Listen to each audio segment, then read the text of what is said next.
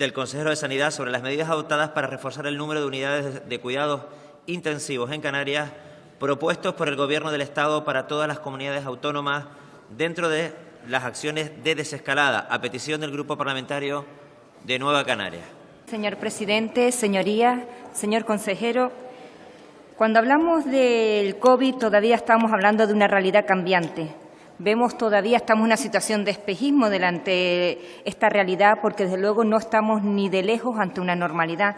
No sabemos todavía cuál va a ser la reacción de la ciudadanía y de la sanidad cuando finalicen los ERTE, se incorpore la actividad, la reactivación de la economía, de la industria. No sabemos la reacción sanitaria cuando definitivamente el turismo entre en la proporción deseada en Canarias. No sabemos si las medidas que se han adoptado son suficientes para la prevención de esta entrada de turismo en materia de no aplicación de los test ni en origen ni en destino, con lo cual no sabemos cuál va a ser esa reacción, no sabemos cuál va a ser la reacción sanitaria tampoco cuando los niños, los escolares, los adolescentes se incorporen a su actividad escolar. Sabemos que ya los datos nos están diciendo que está bajando la edad de infección del COVID.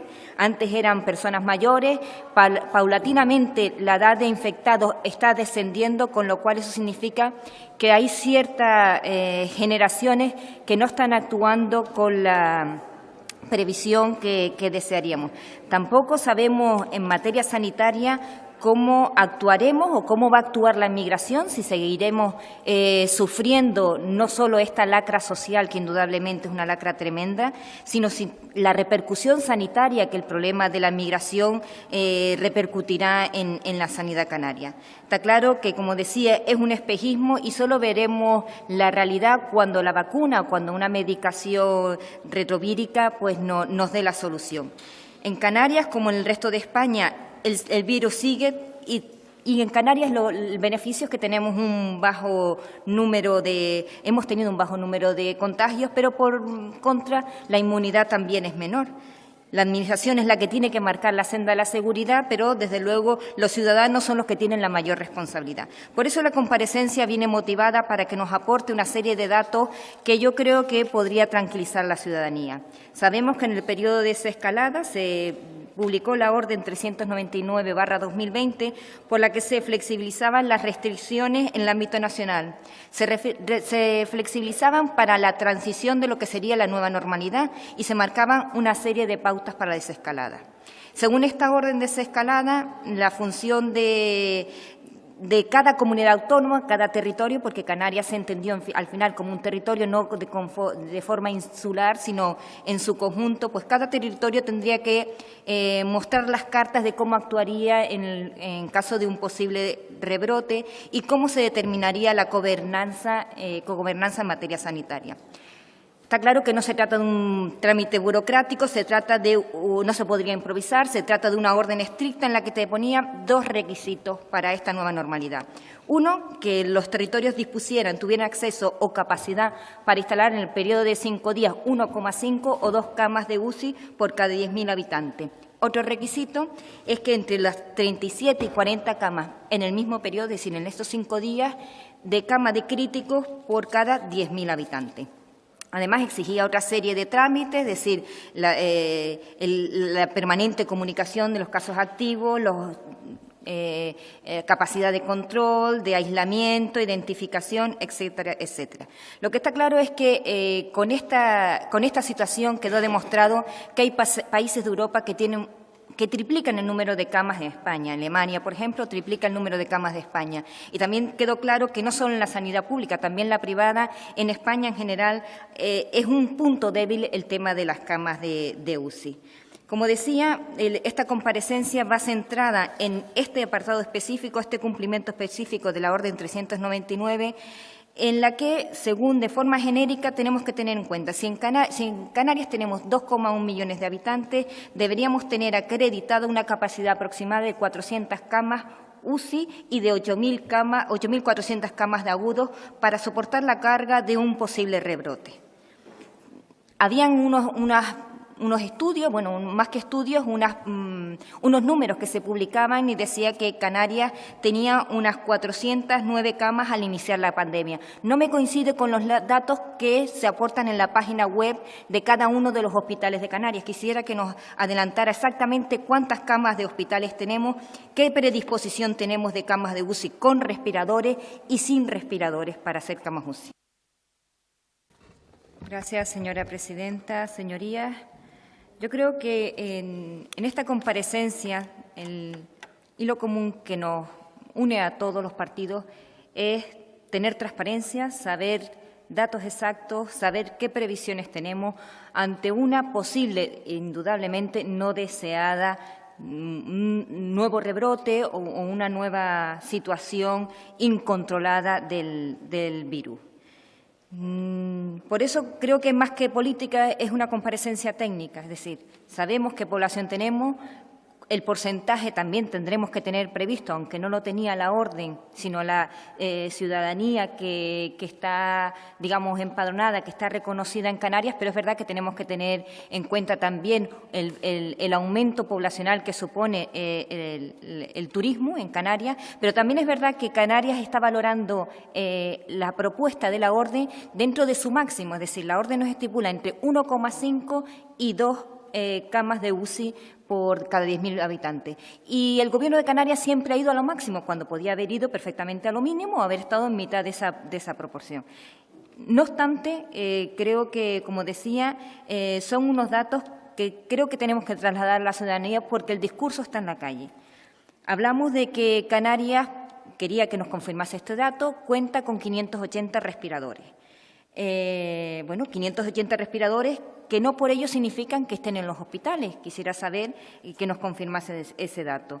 Fue una de las comunidades que menos casos teníamos registrados, es verdad, pero también es verdad que los casos que se registran, los casos que se han registrado, han exigido una temporalidad en la UCI de en torno al mes. En caso de Fuerteventura incluso superaban el mes los que tuvieron que pasar por la UCI, con lo cual también yo creo que dentro de este ámbito de previsión tenemos que tener en cuenta que la ocupación de la UCI es de larga temporalidad y que en números estadísticos generales el 85% de las personas que tuvieron que ingresar, el 85% tuvieron que tener ventilación asistida, con lo cual el tema de la ventilación mecánica es un tema que preocupa tanto como la cama, porque cuando hablamos de cama evidentemente no hablamos del elemento físico en sí, que también lo es, pues son camas especiales, eléctricas, con una serie de características. Hablamos del conjunto, como han dicho varios de mis predecesores, del conjunto de requisitos que vienen implícitos.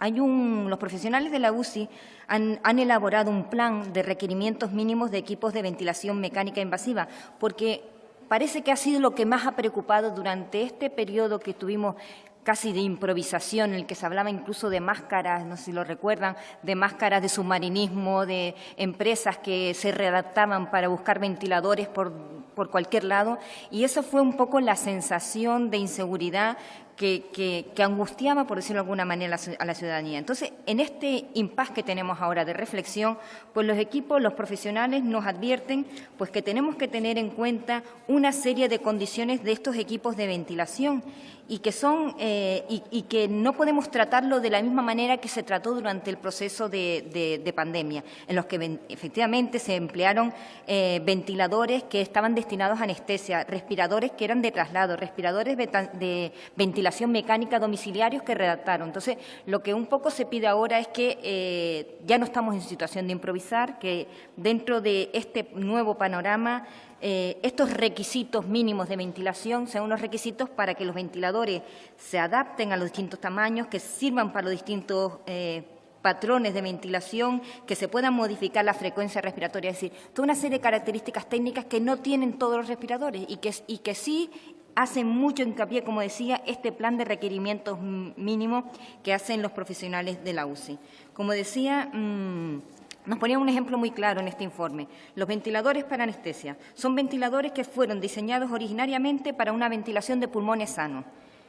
quizás no sean los ventiladores más aptos para la UCI en caso de una persona con problemas, con patologías durante largos periodos de tiempo para una persona afectada por COVID, porque, como decía, son ventiladores específicos para cortos periodos de tiempo y específicos para pulmones sanos. Con lo cual, sí nos hacen hincapié en la necesidad de que estas camas vayan aparejadas monitores, respiradores, bombas de confusión y, desde luego, una serie de requisitos técnicos. Hay una orden del Ministerio de Sanidad que propone incluso unas condiciones, una orden del 2010, pero sí te habla de que las camas UCI también tienen que tener una serie de condiciones de espacio. Hablan de entre 12 y 15 metros para que los operadores, para que los profesionales de la UCI puedan trabajar con los enfermos. Hablan de también que tienen que tener unas condiciones física, tecnológica, es decir, toma de eléctrica, de toma de aire, ajustar la iluminación, temperatura de la sala. Son una serie de requisitos técnicos que me gustaría saber si en esta previsión de camas se tendrían en cuenta o no. También nos recuerdan que hay ciertas salas, como bien decía mi predecesor, que hay ciertas salas como quirófanos o salas de reanimación posquirúrgica, etcétera, que sí pueden cumplir los requisitos, pero hay otras salas de cuidados intermedios o recuperación posanestésica que no cumplen estos requisitos. No todas las salas pueden cumplir unos requisitos necesarios para abarcar las necesidades específicas de los posibles, esperemos que no, pero posibles enfermos de COVID. También se hace hincapié en la necesidad de dotar de personal. Quisiera saber qué estrategia tiene el Gobierno, sabiendo que el personal de la UCI es un personal muy cualificado. Además, exige un mayor número de personal que en otros departamentos por la atención tan cercana que tienen a los enfermos. El stock de medicamentos también quisiera que nos hiciera hincapié, porque, como decía, no es la cama, es todo lo que lleva aparejado, el stock de medicamentos, material fungible, equipos de protección individual, si lo tienen previsto, y el tema de las islas no capitalinas. Sabemos que, bueno, que las islas no capitalinas ya acercó ciertos números, La Palma, Fuerteventura. Puede que no lleguemos a los números requeridos. Quisiera saber qué previsión tiene para que las islas no capitalinas tengamos esta disponibilidad, y sobre todo la isla del Hierro y La Graciosa, que estas sí que no tienen actualmente camas UCI. Simplemente 2 segundos nada más. Perdón, el Hierro, disculpen. El Hierro y La Graciosa, disculpe.